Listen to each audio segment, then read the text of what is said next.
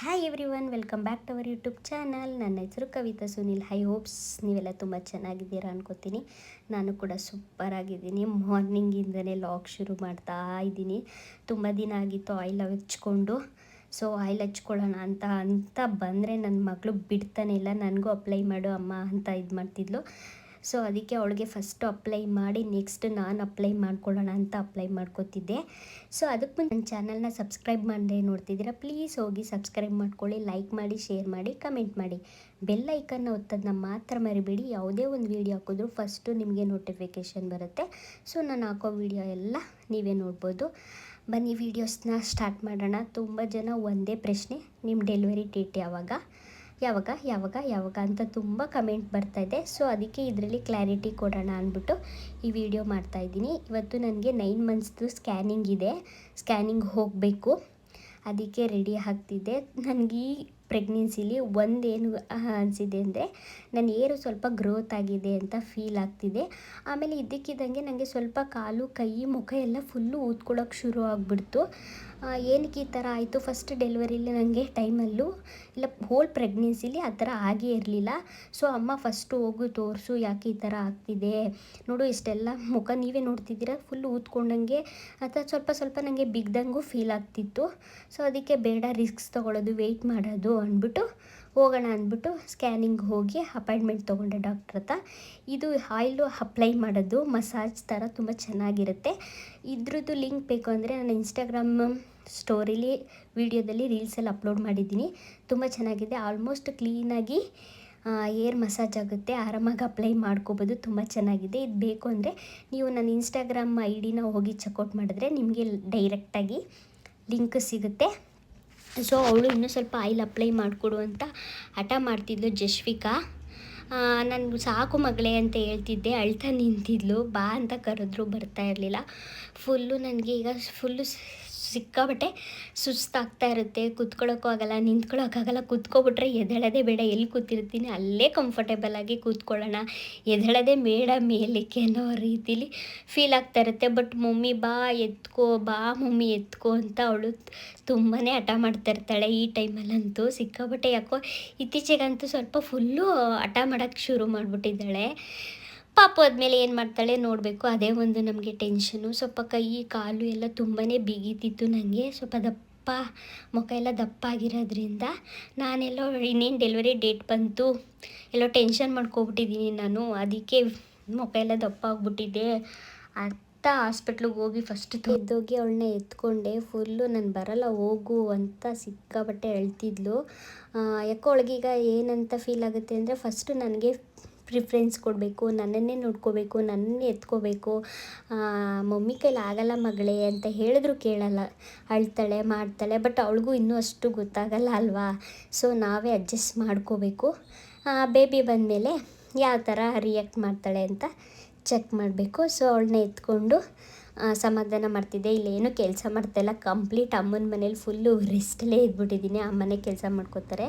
So ನಾನು ಅವಳನ್ನ ಬಿಟ್ಟು ಫ್ರೆಶ್ ಅಪ್ ಎಲ್ಲ ಆಗಿ ಹಾಸ್ಪಿಟಲ್ಗೆ ಫಸ್ಟ್ ಸ್ಕ್ಯಾನಿಂಗ್ ಹೋಗೋಣ ಅಂದ್ಬಿಟ್ಟು ಪುಟಾಣಿನ ಒಳಗಡೆ ಅಮ್ಮ ರೆಡಿ ಮಾಡ್ತಿದ್ರು. ನಾನು ಕೂಡ ತಿಂಡಿ ಎಲ್ಲ ಮುಗಿಸಿ ರೆಡಿ ಆಗೋಣ ಅಂದ್ಬಿಟ್ಟು ರೆಡಿ ಆಗ್ತಿದ್ದೆ. ಅಯ್ಯೋ, ಈಗ ಯಾವ ಟೈಮಲ್ಲಿ ಏನಾಗುತ್ತೆ ಏನಂತಾರೆ ಅನ್ನೋದೇ ಒಂದು ಕ್ಯೂರಿಯಾಸಿಟಿ ನನಗಂತೂ. ಸ್ಕ್ಯಾನಿಂಗಲ್ಲಿ ಏನು ಹೇಳ್ತಾರೆ, ಯಾವಾಗ ಬರೋಕ್ಕೆ ಹೇಳ್ತಾರೆ, ಯಾವಾಗ ನನ್ನ ಬೇಬಿನ ನನ್ನ ಕೈಯಲ್ಲಿ ಎತ್ಕೊಂಡು ನೋಡ್ತೀನಿ ಅನ್ಸೋಕ್ಕೆ ಎಲ್ಲ ತಾಯಂದಿರಿಗೂ 8 ತುಂಬಿ 9ಕ್ಕೆ ಬಿದ್ದಾಗ ಫೀಲ್ ಆಗೇ ಆಗುತ್ತಂತೆ ಅನಿಸುತ್ತೆ ನನ್ನ ಪ್ರಕಾರ. ನಿಮ್ಗೇನು ಅನಿಸುತ್ತೆ ಹೇಳಿ? ಯಾಕಂತಂದರೆ ನಾವು ಪ್ರೆಗ್ನೆಂಟ್ ಅಂದಾಗಲೇ ಅದು ತಾಯಿ ಫೀಲಿಂಗ್ಸ್ ಬಂದ್ಬಿಡುತ್ತೆ.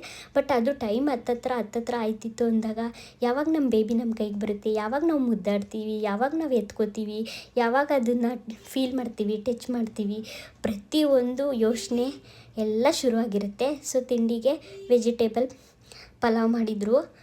ಎಲ್ಲ ತರಕಾರಿನೂ ಹಾಕ್ಬಿಟ್ಟು ಜಶ್ವಿಗೆ ಎಲ್ಲ ಆಗಿತ್ತು, ಅಮ್ಮಂದು ಜಶ್ವಿಕಂದು. ಸೊ ನಾನು ಏಕಾದಶಿ ಇತ್ತಲ್ಲ, ಅದ್ರದ್ದು ಮಾರನೆಗೆ ಪೂಜೆ ಮಾಡಿಬಿಟ್ಟು ತಿರ್ಗಾ ರಾಯರಿಗೆ ಪೂಜೆ ಮಾಡಿ, ರಾಯರೇ ಎಲ್ಲ ಒಳ್ಳೆಯದಾಗಲಿ, ಎಲ್ಲ ಚೆನ್ನಾಗಿರಲಿ ಅಂತ ಹೇಳಿಬಿಟ್ಟು ಸ್ಕ್ಯಾನಿಂಗ್ ಸೆಂಟರ್ಗೆ ಹೋದೆ. ಅವರು ಮುಂದೆ ಹೋಗ್ತಿದ್ರು, ನೀನು ಬಾ ನಿಧಾನಕ್ಕೆ ನಡ್ಕೊಂಡು ನಾವು ಮುಂದೆ ಹೋಗ್ತಾ ಇರ್ತೀವಿ ಅಂದ್ಬಿಟ್ಟು ಜಶ್ವಿಕಾನು ಮತ್ತು ಅಮ್ಮನೂ ಮುಂದೆ ಹೋದರು. ವಾಕಬೆಲ್ಲ ಒಂದು 10 ಮಿನಿಟ್ಸ್ ಆಗುತ್ತೆ. ಅವರು ಫಾಸ್ಟಾಗಿ ನಡ್ಕೊಂಡು ಹೋಗ್ಬಿಡ್ತಾರೆ, ನಂಗೆ ಫಾಸ್ಟಾಗಿ ನಡ್ಕೊಂಡು ಹೋಗೋಕ್ಕಾಗಲ್ವಲ್ಲ, ನಿಧಾನಕ್ಕೆ ನಡ್ಕೊಂಡು ನಾನು ಹೋಗ್ತಿದ್ದೆ. ನೀವು ಹೋಗಿರಿ ನಾನು ಬರ್ತೀನಿ ಅಂತ ಹೇಳಿಬಿಟ್ಟು ಅವರು ಹೋಗಿದ್ರು. ಅಲ್ಲಿ ಸ್ವಲ್ಪ ಇವತ್ತಂತೂ ಕ್ರೌಡೇ ಇತ್ತು ಸಿಕ್ಕಾಬಟ್ಟೆ. ಅಯ್ಯೋ ಕೂತಿ ಕಾದಿ ನನಗಂತೂ ಫುಲ್ಲು ಬೇಜಾರೇ ಆಗೋಯಿತು. 30-35 ಜನ ಇದ್ದಾರೆ ಸ್ಕ್ಯಾನಿಂಗ್ಗೆ ಅಂತ ಹೇಳಿದ್ರೆ ನನಗಂತೂ ಅಯ್ಯೋ ಇನ್ನೂ ಎಷ್ಟು ತನಕ ವೆಯ್ಟ್ ಮಾಡಬೇಕು ಅಂತ ಬೇಜಾರೇ ಆಗಿಬಿಡ್ತು ನನಗೆ. ಹಾಸ್ಪಿಟಲು ಸ್ಕ್ಯಾನಿಂಗು ವೆಯ್ಟ್ ಮಾಡೋದಂದ್ರೇ ಸಿಕ್ಕಾಬಟ್ಟೆ ಬೇಜಾರು, ಸಿಕ್ಕಾಬಟ್ಟೆ ಜನ ಇದ್ದರು, ಯಾಕೋ ಗೊತ್ತಿಲ್ಲ. ಸೊ ನನ್ನ ನಂಬರ್ ಬಂದು 20 ಆಗಿತ್ತು, ನಾನು ವೆಯ್ಟ್ ಮಾಡ್ತಿದ್ದೆ. ಅಲ್ಲಿಗೆ ಲೆಕ್ಕ ಮಾಡ್ಕೊಳ್ಳಿ, ಇನ್ನೂ 15 ಜನ ಬ್ಯಾಲೆನ್ಸ್ ಇದ್ದರು ನಾನು ಆದಮೇಲೆ, ಅಷ್ಟೊಂದಿತ್ತು. ಸೊ ನಾನು ಸ್ಕ್ಯಾನಿಂಗ್ ಎಲ್ಲ ಮುಗಿಸ್ಕೊಂಡು ಮನೆಗೆ ಬಂದು ತರಕಾರಿ ಸಾಂಬಾರು ಮಾಡಿದ್ರು ಅಮ್ಮ.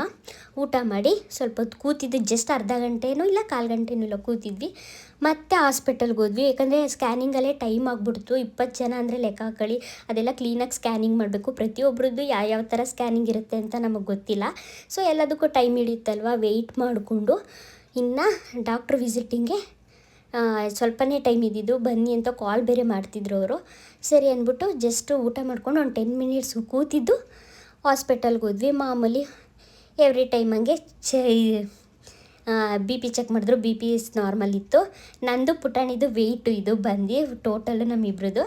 ನಂದು ಎಷ್ಟಿರ್ಬೋದು ಪುಟಾಣಿದು ಎಷ್ಟಿರ್ಬೋದು ಅಂತ ಕಮೆಂಟ್ ಸೆಕ್ಷನಲ್ಲಿ ಮಿಸ್ ಮಾಡದೆ ಕಮೆಂಟ್ ಮಾಡಿ. ನಾನು ವೆಯ್ಟ್ ಚೆಕ್ ಮಾಡಬೇಕಾದ್ರೆ ಅವಳು ಬಂದಿದ್ದರು, ಪುಟಾಣಿನೂ ನಿಂತಿದ್ಲು, ನಮ್ಮಿಬ್ಬರು ವೆಯ್ಟ್ ಸೇರಿಸಿ ಅಷ್ಟಿದೆ. ನೀವು ಗೆಸ್ ಮಾಡಿ ನನ್ನ ಸಬ್ಸ್ಕ್ರೈಬರು ಎಷ್ಟಿರ್ಬೋದು ನಾನು ವೆಯ್ಟು ಅಂತ, ಸರಿಯಾಗಿ ಗೆಸ್ ಮಾಡ್ತಿರೋ ಇಲ್ವೋ ಅಂತ ಗೊತ್ತಾಗುತ್ತೆ. ಸೊ ಅಲ್ಲೆಲ್ಲ ಕಂಪ್ಲೀಟ್ ಮುಗಿಸ್ಕೊಂಡು ನಾನು ಬಿ ಪಿ ಜಾಸ್ತಿ ಆಗಿದೆ ಅಂದ್ಕೊಂಡೆ. ಬಿ ಪಿ ಜಾಸ್ತಿ ಆಗಿಲ್ಲ, ವೆಯ್ಟ್ ಜಾಸ್ತಿ ಆಗಿರೋದಕ್ಕೆ ಸುಳ್ಳು ದಪ್ಪ ಕಾಣಿಸ್ತಾ ಇದ್ದೀನಿ. ಅಯ್ಯಪ್ಪ ವೆಯ್ಟ್ ಜಾಸ್ತಿ ಆಗಿರೋ ಪರವಾಗಿಲ್ಲ, ಆಮೇಲೆ ಆಫ್ಟರ್ ಡೆಲಿವರಿ ಕಮ್ಮಿ ಮಾಡ್ಕೋಬೋದು. ಬಿ ಪಿ ಜಾಸ್ತಿ ಆಗಿಬಿಟ್ರೆ ಡೆಲಿವರಿ ಟೈಮಲ್ಲಿ ಕಷ್ಟ ಆಗುತ್ತೆ ಅಂತ ಅದೊಂದು ಮನಸ್ಸಿಗೆ ಸ್ಯಾಟಿಸ್ಫ್ಯಾಕ್ಷನ್ ಆಯಿತು. ವೆಯ್ಟ್ ಮಾಡಿ 5 ಮಿನಿಟ್ಸ್ಗೆ ಡಾಕ್ಟ್ರು ಬಂದರು. ಜಶ್ವಿಕಂಗೆ ಎಲ್ಲ ಆಟಾಡೋಕ್ಕೆ ಪಾಪು ಕೂಡ ಜೊತೆಗೆ ಸಿಕ್ಕಿತ್ತು, ಅವಳು ಆಟ ಆಡಿಕೊಂಡು ಟೈಮ್ನ ಸ್ಪೆಂಡ್ ಮಾಡಿದ್ಲು. ನಂದು ಚೆಕಪ್ ಎಲ್ಲ ಕಂಪ್ಲೀಟ್ ಆಯಿತು, ಎಲ್ಲ ಆಯಿತು. ಅಡ್ಮಿಟ್ ಆಗೋಕ್ಕೂ ಡೇಟು ಕೊಟ್ಟರು. ಸೊ ಮನೆಗೆ ಬಂದು ವೀಡಿಯೋನ ನಾನು ಕಂಟಿನ್ಯೂ ಮಾಡಿ ಎಲ್ಲ ಹೋಗಿ ಬಂದು ಮುಗಿಸ್ಕೊಂಡು ಸ್ವಲ್ಪ ಹೊತ್ತು ಡ್ರೆಸ್ ಚೇಂಜ್ ಮಾಡಿ ಸ್ವಲ್ಪ ರೆಸ್ಟ್ ಮಾಡಿ ಆಮೇಲೆ ವೀಡಿಯೋನ ಕಂಟಿನ್ಯೂ ಮಾಡ್ತಾಯಿದ್ದೀನಿ. ಸೊ ಡಾಕ್ಟ್ರು ಏನಂದರು, ತುಂಬ ಜನದ್ದು ಇನ್ಸ್ಟಾಗ್ರಾಮಲ್ಲಿ ಯೂಟ್ಯೂಬಲ್ಲಿ ಒಂದೇ ಪ್ರಶ್ನೆ, ನಿಮ್ಮ ಡೆಲಿವರಿ ಡೇಟ್ ಯಾವಾಗ ಅಂತ. ಸೊ ಅದನ್ನು ಕನ್ಫರ್ಮ್ ಮಾಡೋಣ ಅಂದ್ಬಿಟ್ಟು ಈ ವಿಡಿಯೋ ಮಾಡ್ತಾಯಿದ್ದೀನಿ. ನೆನ್ನೆ 22ಗೆ ನನಗೆ 9 ಮಂತ್ ಸ್ಕ್ಯಾನಿಂಗ್ ಇತ್ತು, ಸ್ಕ್ಯಾನಿಂಗು ಆಯಿತು, ಡಾಕ್ಟ್ರು ವಿಸಿಟಿಂಗು ಇತ್ತು, ವಿಸಿಟಿಂಗು ಮುಗಿಸ್ಕೊಬಂದೆ. ಡೆಲಿವರಿ ಡೇಟು ಕೊಟ್ಬಿಟ್ರು ಡಾಕ್ಟ್ರು. ಸೊ ಸ್ವಲ್ಪ ಡೆಲಿವರಿ ಡೇಟ್ ಬೇಗನೆ ಆಗಿಬಿಡ್ತು. ಪಾಪು ವೆಯ್ಟ್ ಎಲ್ಲ ಕರೆಕ್ಟಾಗೈತೆ. ಇದು 9 ಮಂತ್ಸ್ದು ಪಾಪು ವೆಯ್ಟ್ ಹೇಳಲ್ಲ ನಾನು. ತುಂಬ ಜನ ನಾನು ವೆಯ್ಟ್ ಎಲ್ಲ ಹಾಕಿ ಎಲ್ಲ ವೀಡಿಯೋ ಮಾಡ್ತಾ ಇರೋದಕ್ಕೆ ಪರ್ಸ್ನಲ್ಲಾಗಿ ಮೆಸೇಜ್ ಮಾಡ್ತಿದ್ರು, ಪಾಪು ವೆಯ್ಟ್ ಎಲ್ಲ ತೋರಿಸ್ಬೇಡಿ, ಜಸ್ಟ್ ಹಂಗೆ ಏನೇನಿತ್ತು ಅಂತ ಎಕ್ಸ್ಪ್ಲೇನ್ ಮಾಡಿ, ಸುಮ್ಮನೆ ತೊಂದರೆ ಆಗುತ್ತೆ, ದೃಷ್ಟಿ ಆಗುತ್ತೆ, ಏನೇನೋ ಹೇಳ್ತಾರೆ. ಸೊ ಅದಕ್ಕೆ ಇದು ತೋರ್ಸೋದು ಬೇಡ. 9 ಮಂತ್ಸ್ದು ಸ್ಕ್ಯಾನಿಂಗಲ್ಲೆಲ್ಲ ನಾರ್ಮಲ್ ಆಗಿದೆ, ಎಲ್ಲ ಕರೆಕ್ಟಾಗಿದೆ. ಸಿ ಸೆಕ್ಷನ್ ಈ ಸತಿನೂ ಕನ್ಫರ್ಮ್ ಆಗಿ ಹೇಳ್ಬಿಟ್ಟಿದ್ದಾರೆ. ಯಾಕಂತಂದರೆ ನಾನು ನಾನು 22ಕ್ಕೆ ಸ್ಕ್ಯಾನಿಂಗ್ ಮಾಡಿಸ್ದೆ, ಮಾಮೂಲಿ 9 ತಿಂಗಳದ್ದು ಮಾಡಿಸ್ತಾರಲ್ಲ, ಸಿಸರಿನ್ ಅಂತ ಹೇಳಿದ್ರು. ಸ್ವಲ್ಪ ಒಂದು ವ್ಯತ್ಯಾಸ ಆಯಿತು. ಏನು ವ್ಯತ್ಯಾಸ ಅಂತ ಅಂದರೆ ಅದು ನಾನು ನೆಕ್ಸ್ಟು ವೀಡಿಯೋದಲ್ಲಿ ನಿಮಗೆ ಕಂಪ್ಲೀಟಾಗಿ ಹೇಳ್ತೀನಿ. ಬಟ್ ಈಗ ಡೆಲಿವರಿ ಡೇಟ್ ಯಾವಾಗ ಕೊಟ್ಟರು ಅನ್ನೋದನ್ನ ಮಾತ್ರ ಹೇಳ್ತೀನಿ. ತುಂಬ ಜನ ನಾನು ಇನ್ಸ್ಟಾಗ್ರಾಮಲ್ಲಿ ಕ್ವಶನ್ ಹಾಕಿದ್ದೆ, ಆಸ್ಕ್ಸ್ ಮೀ ಅಂತ ಹಾಕಿದಾಗ ಜಾಸ್ತಿ ಬಂದಿದ್ದು ನಿಮ್ಮ ಹೆಲ್ತ್ ಹೇಗಿದೆ, ಡೆಲಿವರಿ ಡೇಟ್ ಯಾವಾಗ ಕೊಟ್ಟರು, ಪುಟಾಣಿ ಹೇಗಿದ್ದಾಳೆ ಅಂತ.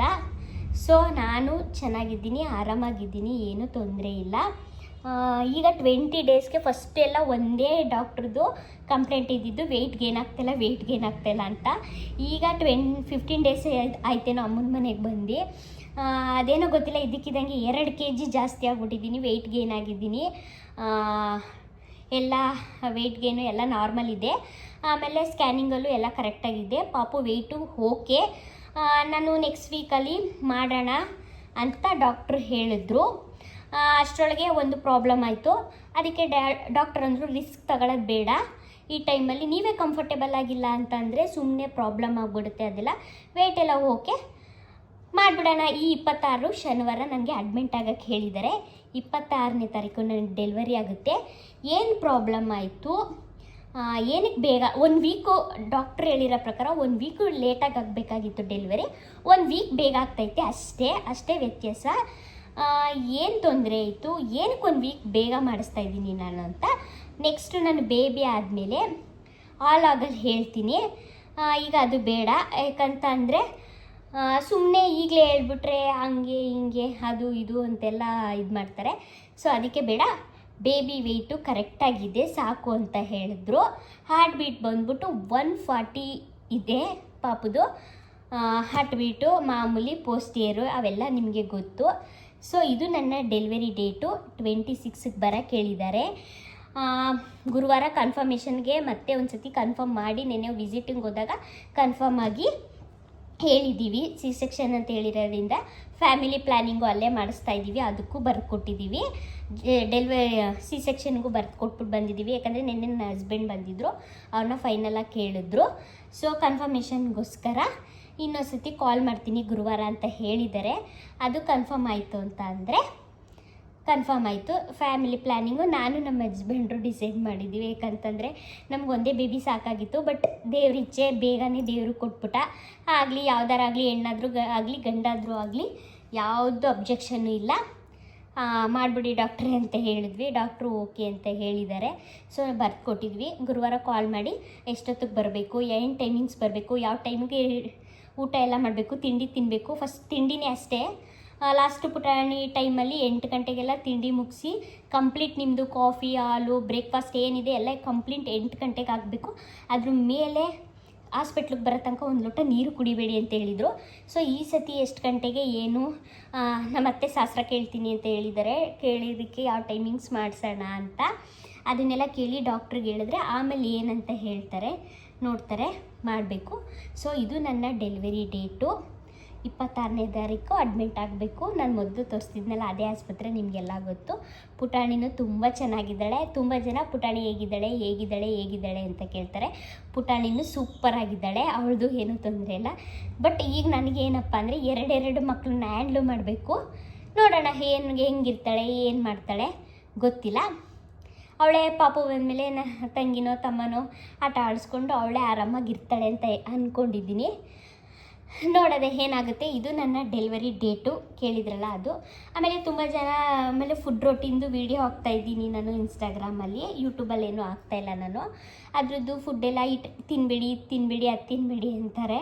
ಸೊ ಫಸ್ಟಿಂದ ನಾನು ಕೆಲವೊಂದು ಜಂಕ್ ಫುಡ್ಗಳೇ ಇರ್ಬೋದು, ಮ್ಯಾಗಿ ಇರ್ಬೋದು, ಪಾಸ್ತಾ ಇರ್ಬೋದು, ಮತ್ತು ಇನ್ನೊಂದು ಪರಂಗಿ ಹಣ್ಣು ಅವೆಲ್ಲ ತಿಂತಾನೇ ಇರಲಿಲ್ಲ. ಈಗ 8 ಕಂಪ್ಲೀಟಾಗಿ 9 ಬಿದ್ದಿದೆ ಅಲ್ವಾ. ಸೊ ಕ್ರೇವಿಂಗ್ ಇರುತ್ತೆ, ಈ ಟೈಮಲ್ಲಿ ಏನೇನು ತಿನ್ನಬೇಕು ಅನಿಸುತ್ತೆ ಎಲ್ಲ ತಿನ್ಕೊಬಿಡ್ಬೇಕು. ಆಮೇಲೆ ಇಲ್ಲಾಂದರೆ ಮಕ್ಳು ಕಿವಿ ಸುರಿಯುತ್ತೆ, ಬಸ್ರಿರೋ ಬೈಕೆ ಹಂಗೆ ಉಳ್ಕೊಬಿಡ್ತು ಅಂತಾರಲ್ಲ ಅಂದ್ಬಿಟ್ಟು ಸ್ವಲ್ಪ ಲೈಟಾಗಿ ಏನೇನು ತಿನ್ನಬೇಕು ಅಂತ ಅನಿಸುತ್ತೆ. ಏನೇನು ಅಪ್ ಟು 8 ಮಂತ್ಸ್ ತನಕ ಏನೇನು ತಿನ್ನೋಕ್ಕಾಗಿರಲಿಲ್ಲ ಅದನ್ನೆಲ್ಲ ಈಗ 9 ಮಂತ್ಸ್ ಬಿದ್ಮೇಲೆ ನಾನು ವೀಡಿಯೋ ಮಾಡ್ತಾಯಿದ್ದು ಫುಡ್ ರೊಟೀನು. ಅದಕ್ಕೆ ಮುಂಚೆ ನಾನು ಯಾವುದೇ ಹೀಟಿನ ಪದಾರ್ಥಗಳು, ಯಾವುದೇ ಜಂಕ್ ಫುಡ್ ಇರ್ಬೋದು, ಪಾನಿಪುರಿ, ಬೇಲ್ಪುರಿ, ಗೋಬಿ ಏನು ತಿಂತಿರಲಿಲ್ಲ. ಈಗ 8ರಿಂದ 9ಕ್ಕೆ ಬಿದ್ಮೇಲೆ ಟೈಮ್ ಆಯ್ತಲ್ವಾ. ಸೊ ಏನೇನು ಕ್ರೇವಿಂಗ್ ಇದೆ ಅದನ್ನೆಲ್ಲ ಕಂಪ್ಲೀಟ್ ಮಾಡ್ಕೊಬಿಡೋಣ ಅಂತ ಸ್ವಲ್ಪ ತೋರಿಸ್ತಾ ಇದ್ದೀನಿ. ಆಮೇಲೆ ಫುಡ್ ರೊಟೀನ್ ವೀಡಿಯೋ ಹಾಕೋದಕ್ಕೂ ಹಾಕ್ಬಿಡಿ ದೃಷ್ಟಿ ಆಗುತ್ತೆ ಏನು ಅದೆಲ್ಲ ಹಾಕ್ಬೇಕಾ ಅಂತ ಕೇಳ್ತಾರೆ. ಅದು ತುಂಬ ಜನ ನನಗೆ ರಿಕ್ವೆಸ್ಟ್ ಮಾಡಿದ್ದಾರೆ, ಪರ್ಸ್ನಲಾಗಿ ಮೆಸೇಜ್ ಮಾಡಿದ್ದಾರೆ, ಕೆಲವೊಂದು ವೀಡಿಯೋದಲ್ಲೂ ಕಮೆಂಟ್ ಮಾಡಿರ್ತಾರೆ. ಸೊ ಹಾಗಾದು ಕೆಟ್ಟ ದೃಷ್ಟಿ ಇದ್ದರೆ ಹೆಂಗಿದ್ರು ಕೆಟ್ಟ ದೃಷ್ಟಿ ಆಗೇ ಆಗುತ್ತೆ. ಒಳ್ಳೆ ಮನಸ್ಸಿರೋರು ಹೆಂಗೆ ನೋಡಿದ್ರು ಅದು ಒಳ್ಳೆ ಮನಸ್ಸೇ ಆಗಿರುತ್ತೆ. ಸೊ ನನ್ನ ಫಾಲೋವರ್ಸ್ಗೆ ಇಷ್ಟ ಆಗುತ್ತೆ ಅಂತ ನಾನು ಜಸ್ಟ್ ಕ್ಲಿಪ್ಪಿಂಗ್ಸು ಒಂದೊಂದ್ಸತಿ ತಿನ್ನೋದನ್ನ ಒಂದೊಂದ್ಸತಿ ಕ್ಲಿಪ್ಪಿಂಗ್ಸ್ ಮಾತ್ರ. ಎಲ್ಲ ವೀಡಿಯೋದಲ್ಲೂ ನಾನು ತಿನ್ನೋದನ್ನ ಹಾಕಲ್ಲ, ಜಸ್ಟ್ ಕ್ಲಿಪ್ಪಿಂಗ್ಸ್ ಈ ಟೈಮಿಗೆ ತಿಂತಾಯಿದ್ದೀನಿ ಅಂತ ಹಾಕ್ತಾಯಿದ್ದೀನಿ. ಇನ್ನೇನು ಹಾಕಿದ್ರೆ ಶನಿವಾರ ತನಕ ಹಾಕ್ತೀನಿ, ಅದಾದಮೇಲೆ ಕಂಪ್ಲೀಟಾಗಿ ಅದು ಕ್ಲೋಸ್ ಆಗುತ್ತೆ, ಈಗ ಹಾಕೋಕ್ಕಾಗಲ್ಲ. ಸೊ ಇದು ನನ್ನ ಡೆಲಿವರಿ ಡೇಟು. ಪಾಪು ವೆಯ್ಟ್ ಎಲ್ಲ ಆರಾಮಾಗಿದೆ, ಎಲ್ಲ ಓಕೆ ಆಡ್ಬಿಟ್ಟು ಹೇಳಿದ್ದೀನಿ. ಸೊ ಒಂದೇ ಒಂದು ರೀಸನಿಂದ 1 ವೀಕು ಡಿಲೇ. ಈಗ ನಂಗೆ 37 ವೀಕ್ಸ್ ಆಗಿದೆ. ಡಾಕ್ಟ್ರು 38 ವೀಕ್ಸಿಗೆ ಮಾಡೋಣ ಅಂತ ಹೇಳಿದರು. ಜಸ್ಟ್ 37 ವೀಕ್ಸ್ಗೆ ಮಾಡ್ತಿದ್ದಾರೆ ಅಷ್ಟೇ, ಇನ್ನೇನು ಪ್ರಾಬ್ಲಮ್ ಇಲ್ಲ. ವೆಯ್ಟ್ ಎಲ್ಲ ಇರೋದ್ರಿಂದ ಏನು ಪ್ರಾಬ್ಲಮ್ ಇಲ್ಲ, ಮಾಡ್ಬೋದು. ನಿಮಗೆ ಈ ಥರ ಪ್ರಾಬ್ಲಮ್ ಆಗ್ತಾ ಇರಬೇಕಾದ್ರೆ ನಾವು ರಿಸ್ಕ್ ತೊಗೊಳೋದು ಬೇಡ. ಶಲ್ ವಿ ಡೂ ಅಂತ ಅಂದರು ಡಾಕ್ಟ್ರು. ಓಕೆ ಅಂದ್ಬಿಟ್ಟು ಮಾಡ್ತಾಯಿದ್ದೀನಿ.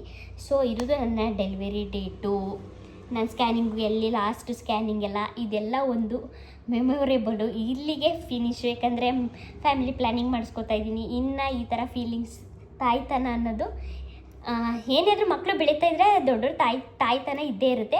ಬಟ್ ಆದರೆ ಈ ಥರ 9 ತಿಂಗಳು ಕ್ಯಾರಿ ಮಾಡೋದು, ಒಳಗಡೆ ಫೀಲ್ ಮಾಡೋದು ಕಂಪ್ಲೀಟಾಗಿ ಮುಗಿಯುತ್ತೆ. ಅದೊಂದು ಬೇಜಾರೈತೆ ಅಷ್ಟೇ. ಅದು ಬಿಟ್ಟರೆ ಇನ್ನೇನು ಬೇಜಾರಿಲ್ಲ. ಸೊ ಇದು ನನ್ನ ಡೆಲಿವರಿ ಡೇಟು. ತುಂಬ ಜನ ಕೇಳ್ತಿದ್ರಿ, ಎಲ್ಲರಿಗೂ ಕ್ಲಾರಿಟಿ ಸಿಕ್ತು ಅನಿಸುತ್ತೆ. ನೆಕ್ಸ್ಟು ತುಂಬ ಜನ ಬ್ಯಾಗ್ ಪ್ಯಾಕಿಂಗ್ ವಿಡಿಯೋ ಮಾಡಿ ಅಂತ ಹೇಳಿದ್ದೀರಾ, ಅದನ್ನು ಮಾಡ್ತೀನಿ.